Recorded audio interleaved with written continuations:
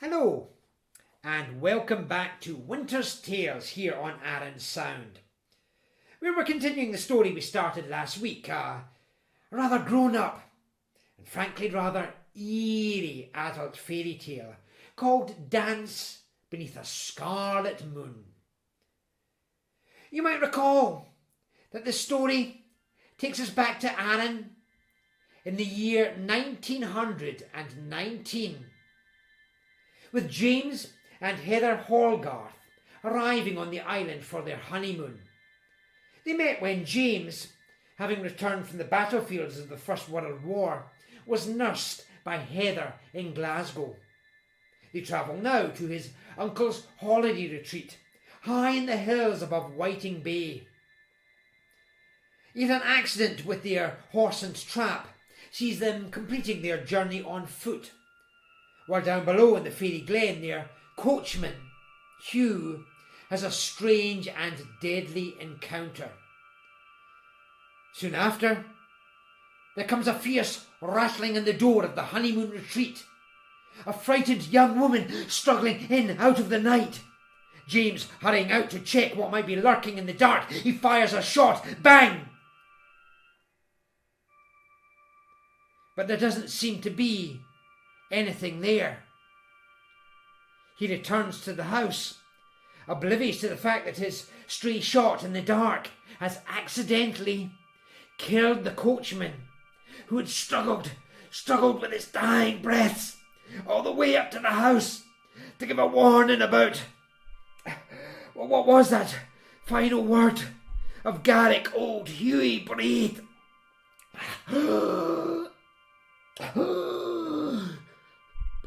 Baobhan Sith.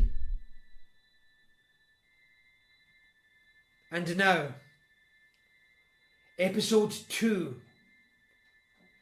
of Dance Beneath a Scarlet Moon. James rapped hard at the door several times before Heather's ghostly outline flitted into view at the far side of the frosted glass. As she unlocked the door, he stepped through, declaring, "There's nothing out there. Nothing and no one. Some silly island girl, and silly island girls should know better, saw a shadow in the dark and panicked. Where is she, by the way?" "She's upstairs," said Heather. "Upstairs?" "The way she was shivering, James," said Heather. "Cold, as if she'd climbed out of her own grave. I tried to warm her by the fire downstairs here, but that just seemed to make her shiver all the more. And that dress she was wearing, well, frankly, James, it was all she was wearing. And it was damp with sweat or with whatever burn or mud she'd been struggling through. So I got her upstairs and, well, my bath water was there, still steaming hot, and I stripped her off and settled her in it before she shivered herself to death, poor girl. I am a trained nurse, you know." Well, yes, he said, "of course." "And she's, all right now?" "She seemed a little calmer at least. Then you came hammering on the door and I had to rush downstairs and leave her." "And you think we can, get rid of her?" "Rid of her?" asked Heather. "Well, it is our wedding night still," he reminded her. "And we were making such a point of having it all to ourselves. Well, I'm not sure how I'd feel about sending her back out into the cold and dark," said Heather. "It's a big enough house, surely, that we can find somewhere to put her for the night." "That's a big and kindly heart you've got, my darling," he said. "Would you be here with me now if it wasn't?" she said. "I dare say I wouldn't," he said. "Anyway, I've been out in the cold too. Will you take care of me?" "For the rest of my life," she said. "That ought to be long enough," he replied. They embraced. They kissed. A sustained moment ticked its way past on the mantelpiece before impulse made them press closer still, only for Heather to flinch back sharply. What's that there? She asked. What? Oh, that. He said, reaching into his greatcoat pocket and drawing out his service revolver. A wee bit of extra protection against the non-existent bogles out there. I thought I heard something like a shot, she said. Well, you did. If there's nothing out there, well, what did you shoot at? At nothing, darling. At shadows and rustlings in the bushes. And, well, maybe a bad memory or two stuck at the back of my mind. Oh, James, don't worry, he said. My future is suddenly looking much, much, much more interesting than my past. I'll put this away, shall I, with all the other relics I'm overdue forgetting about. And then, well, we can maybe make a start on this feast Mrs. McCrae has assembled for us. Start, at least. And he started up the stairs. In his dressing room he drew the revolver out again and shoved it disdainfully to the bottom of his suitcase, then tugged off his greatcoat and went to hang it up. That was when he noticed the connecting door between the dressing room and the adjoining bedroom was still open by the narrowest fraction. Warm firelight glowing beyond. After a moment of staring that way, he found he was listening past the low crackle of the logs in the bedroom fireplace for some sound from the young woman his wife had left in the bathtub. He heard nothing and had to shrug off a sense of being almost disappointed by that.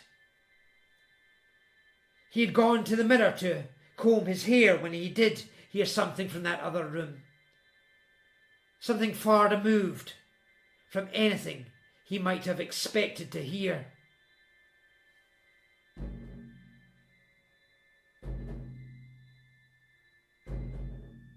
The girl, in her familiar lilting voice, seemed to be murmuring to herself. And what he heard her say was,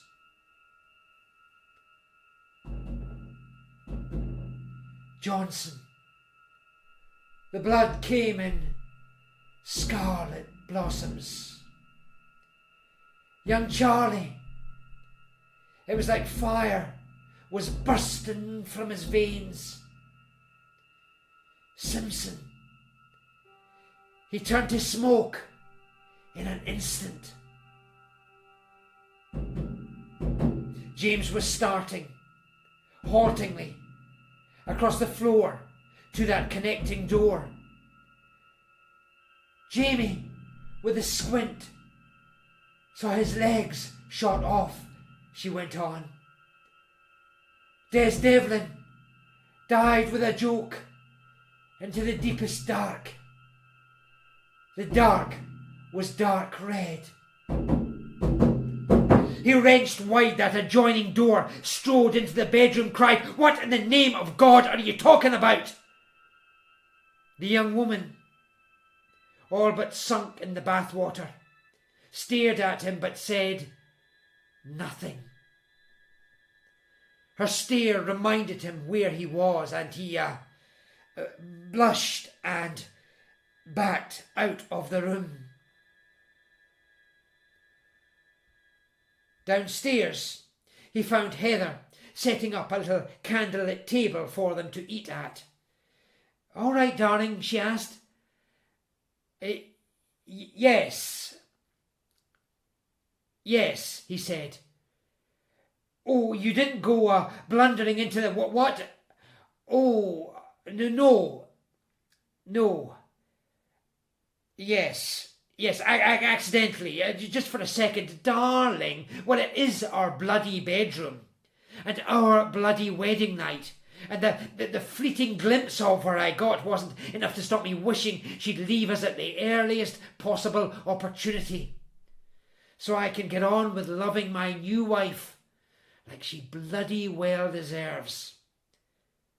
He caught hold of her again, but she discreetly steered him towards the dinner table. In the meantime, she said, we ought to at least eat some of this feast. I mean, before it gets any larger behind our backs. And who knows, you might need to build up your strength for later on. He sat down and began eating his way briskly through anything she set out for him. He was on his second plate of smoked salmon and bannocks before the young woman drifted downstairs into the room.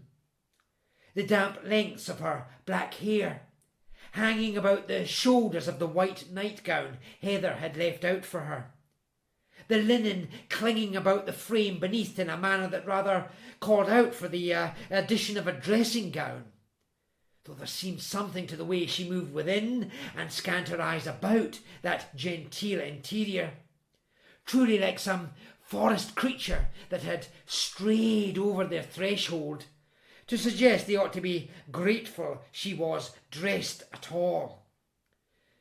She dragged up a chair, sat between them, cast an eager glance either way, and then began grabbing handfuls of food, piling them on a plate for the most fleeting second or two before stuffing the morsels in her mouth. You've got over the shock you had out there, ventured Heather. Shock, she said, mouth still full, crumbs tumbling from the edges of her mouth. Out there, said Heather. Something frightened you. Aye, she said, pausing to at least halfway swallow what she'd eaten. Aye, fright me bad. What was it? Asked James. I went out and looked and I couldn't see anything. Aye, well, she said, you wouldn't, because nothing was there in the first place, 'cause you don't have the sight, maybe. The sight for seeing them things. What things? Asked Heather. You know, the woman said, spirits, bogles, glaistigs, the she and all that sort of thing. She, said Heather. My wife is from Glasgow, said James. The Gaelic isn't common currency. The she, darling, are the fairies. Oh, said Heather. Fairies, other things too, the young woman went on. Spirits, bad things. One of them came at me in the woods out there. I've got the sight. Always had. A curse my mother tell me. But at least with the sight you can see them things coming. There's nothing out there, insisted James. Nothing but some rather bright and beautiful moonlight. Why, I dare say you could clean that plate and make your way on wherever you were going quite safely. Why, I'll walk you away along the track if you want. You're one of them soldiers, she asked, changing the subject. Soldiers? Yes, I was. How did you know? The coat you put on. Them markings on it. You were at yon war they had. I was. And now the war's over. And I'm here to enjoy my honeymoon with my wife, starting with our wedding night, which happens to be tonight. It's lovely you could join us, but doubtless they'll be expecting you wherever you were going out there when the bogles pounced. And nowhere to go, she said. No, the night. Why, you must live somewhere, Heather suggested. It's away over the other side of the island, she said. I'll never get there tonight, knowing that dark out there. So what were you doing out there in the dark on our side of the island? James queried. I tell you, I was running, I was frightened. We can't let her go back out there, said Heather. Not tonight. Darling, James began. You're kind, the young woman said, laying a hand that had, seconds before, been snatching at slices of ham across Heather's nearmost hand. I'm sort of trained in it, said Heather. Trained? I was a nurse. Were you? His nurse, said the young woman, tilting her head to stare directly at James. How did you know that? Asked James. I didn't know, she said. That's why I asked. We can set up a spare room, said Heather, surely just for the night. I don't need nae spare room, the young woman said. Yon couch over there should be good enough. And it'll be warm down here with that fire. A yon roar it's got on it. I'm sure we can accommodate her that far, said Heather, looking to her husband. Can't we? We can cast a spare blanket her way, I suppose, he said, and wave her off in the morning. So long as she doesn't get in the way too much. James, Heather chided. Well, you hardly know I'm here at all, said the young woman. There's so much we hardly know about you, said James. Not even your name. My name, she frowned, taking a further moment as if having to rack some recess of memory to find the appropriate answer. Shona, she finally said. That's my name. And find a blanket for her they did, spreading it out on that lengthy couch, leaving the fire burning as James and Heather retired upstairs. Shona wished them a good night, standing by the hearth, stretching out her palms to soak up the heat. Clicking shut the door of the bedroom at their back, Heather stepped to where James stood silent in the glow from their own fireplace, wrapping her arms about him from behind. You didn't sound terribly hospitable down there, darling, she said. She said things. I heard her say things up here earlier. Things she couldn't have known about. About the war. The war was all over the newspapers, darling, for 4 years, about my war. Oh, it was nonsense she was talking, but nonsense? Then why fret over it so? Haven't we got more important things to be getting on with? He turned to face her. Yes, he said. Yes, we have. He embraced her, kissed her with a kind of fury at all those things that had kept them from kissing one another so fully over the preceding year. The long, slow grind of his convalescence, the prejudices of his family against their courtship and engagement, the everyday puritanisms of a society content to have young men in their millions blast and bayonet and shoot apart one another's tender bodies, yet wholly uncomfortable with any show of physical tenderness between an unmarried man and woman.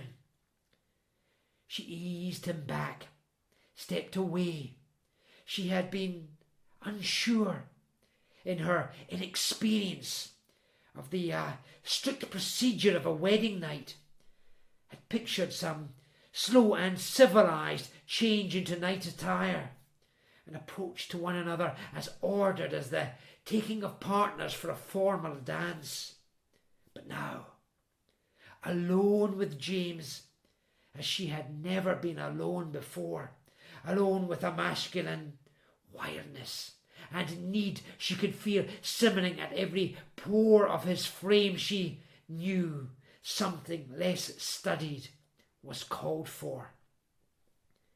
There, at the edge of the firelight, she undressed, shuddered, and then undressed further, as if discovering her own nakedness for the first time, and then stood there, waiting for him to do the same. and he hesitated. And she reminded herself of how very, very wounded he was. And she reached out to that woundedness with as much strength as that moment could lend her, leading him into his own bearing of a more fragile self. Their fragilities meshed, strengthened, tumbled across the bed, and for the longest, sweetest moment, it felt as if this wedding night would marry them more perfectly than any ceremony in a draughty abbey. Her own fears were swiftly dispelled by delight in the very things that she had feared. Here, after all, was a strength in her freshly discovered, where she thought a vulnerability might have lain. And yet, in James's skull, images were catching light and burning between him and the sight of his new bride. Images invoked by a few muttered words from that other woman downstairs, that woman who had come out of the night, a stranger wholly, and murmured of sights he had never shared with anyone, least of all with the wife he loved. Johnson, young Charlie, Jamie, the others, the blood and flame he'd seen them dissolve into, the stink and the dirt that was all that had been left, and the blood he himself had set flowing, spurting, staining. Yes, as the girl said, like red flowers blossoming from other lads, just as gormless, just as far from home, falling upon them sometimes as intimately as his woundedness now fell about his wife. And he wondered again at his imposing the stink of all he had seen and done and suffered upon her here in their marriage bed. Couldn't she, a nurse after all, catch that scent, that stink of open wound? He could. That bilge in mud and its bloody puddles seemed to stretch all around this lover's bower, till it felt as if those invoked ghosts were clustering solid at his shoulder. And he asked himself again, more fiercely than he could at that moment cherish Heather, how that girl downstairs could have seen them like he was seeing them now.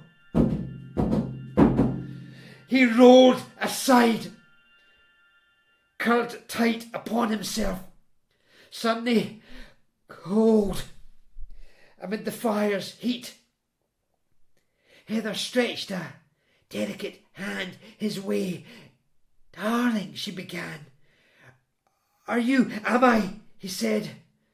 "Am I what?" "The husband you deserve." "Not just at the moment, plainly." "Sorry about that, I'll make an excuse when I can think of one."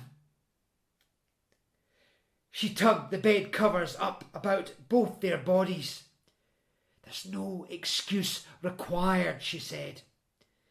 "We've both had a long and demanding day. We've a whole week to ourselves in this beautiful house, on this beautiful island. Plenty of time to get used to one another. I'm more than happy to spend that time with you, husband." She touched his uppermost shoulder lightly. He shrugged off her touch, as if her sympathy was the worst humiliation yet. Feigning a swift fall into sleep he wasn't in reality remotely ready for. Heather turned away. It was all right. she understood.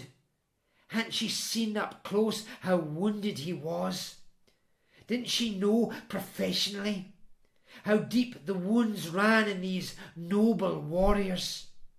Hadn't she learned the patience such spirits required? So to feel any twinge of disappointment, still less a deep churn of sadness, was unfair, she knew. And so she found her own deep pocket of sleep, exhausted sleep, to huddle in before any such feelings in her could sour the moment further. James waited until the distinct rhythms of Heather's breathing suggested her being asleep, and then he slipped from the bed, tucked on a dressing gown amid the glow of what were now embers in the fireplace. He stepped downstairs, drawn by an impulse to perhaps, yes, step outside, breathe in a little fresh night air, maybe smoke a cigarette. And then it occurred to him that useless old Hugh, the coachman, had not shown up yet with the remainder of their luggage. Drunk the old fellow was, probably, down in Lumlash, their things still abandoned with the damaged trap below in the fairy glen. He thought of dressing and wandering down there himself and fetching the cases in person. Thieves, after all, were rare on the island as fairies, so doubtless the luggage was still there to be retrieved. But then he caught the sharp crack of a log burning in the reception room next door, and a lingering fury in him at the intruding presence which had soured the sweet honey of this dreamed of evening, set him stepping through into that adjoining room. It was dark there, dark save for the low scarlet glow from the dying fire. He edged into the teeth of that glow, given that it was the one spot in the room where he might just about be able to see where to set his next step. Even so, he stumbled against a low table, and a voice from the dark responded with a call of, "Careful." It was the young woman's voice, Shona's, or whatever she called herself, sounding from the stretch of crimsoned blackness he knew to hold the lengthy couch where she lay. "You might injure yourself," she said. "More than you're injured already." "And what would you know about that?" he asked. She shifted upright on the couch. A little of that ruddy glow caught the edge of her slender face. It was so beautiful. It was like a shard of ruby glass on which he might have cut a finger there in the dark. "Oh, but of course," he said, lighting a candle on the mantelpiece with a match from his dressing gown pocket. "You have the second sight, don't you?" "I see what I see," she said. Her beauty, its long dark hair, the sharp stab of those wide black eyes, the porcelain smoothness of her face and of her body within that wisp of nightgown, all shimmering further into view in the flickering candlelight. "Sometimes it's ghosts I see." "Ghosts?" he snorted. "Don't spit out the word like that," she said. "You there, you've got ghosts all around you." "I see them. I hear them. The ghosts of them fellas whose names came to me upstairs. When I was in the bath up there, their names and the pictures of the things that's happened to them. Well, not their real ghosts, maybe. Those are maybe away over in France or somewhere closer to what they called home. But the ghosts of their ghosts, that's what clings to you. I've seen it before, many a time. Men who've been to war, they drag so many ghosts around with them. You know, you don't know what you're talking about, he said. I know the man you've been, she replied. I see the things he's done. So frightened of being a ghost himself, he fell on others so fast to make ghosts out of them. I smell the blood. Wasn't there blood? Of course there was, he said. It was a war, after all. And you breathed that blood, drank down that blood, felt your heart dance swift with that blood. Nonsense, he said. You're talking nonsense. Drank it? Danced? I was rigid with terror. Who wouldn't be? I killed, yes, because like any poor common soldier, I knew the moment I hesitated, the poor bloody common soldier on the other side would overcome his fear and lay me dead. So yes, there was blood.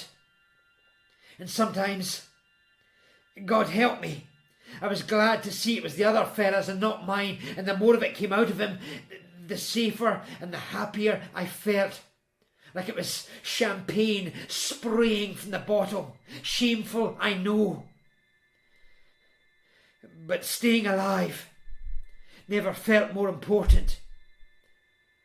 Why be ashamed, she said, of being alive?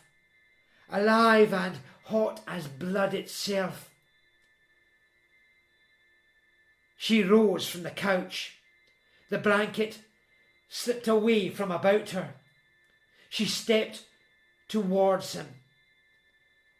He tensed as he had sometimes tensed when inches away from a death in cold mud, but it was warm there, very warm. Shona's skin gleaming in crimsons and pinks in that firelight as she drew off the white nightgown Heather had given her. Get away from me, he said weakly. Why? She answered. Because you're afraid. Afraid of me. Yes, he muttered, backing aside a step. It's not me you're frightened of, she said. You're frightened of being alive, of having your blood at the heat it knew back there when you were birthing all those ghosts. She caught his hand at the wrist, drew it towards her. How warm, how hot indeed her soft skin felt as his palm settled upon it. The ghost of that heat is still there in you. I sensed it the moment I saw you in that cold quayside today. You've locked it up, hid it from that wife of yours upstairs, for fear you'd scare her away. I tell you again, I'm not scared. Set it free. For blood, wild blood, is a thing I know how to dance with. Leave me alone, he said. You're a soldier, she said. You could fight me off. He found himself kissing her, and fiercely she wrapped her arms about him, and together they plunged into that deep red firelight, where it lay deepest of all on the hearthrug. And somewhere in the back of his mind, scarlet flowers blossomed amid barbed wire and ashen bodies.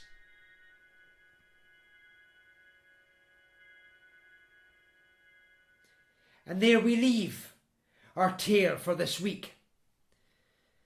It hardly needs saying that things are going to get even more dramatic in next week's episode of Dance Beneath a Scarlet Moon. I'll see you then. Thank you for listening, and pleasant dreams.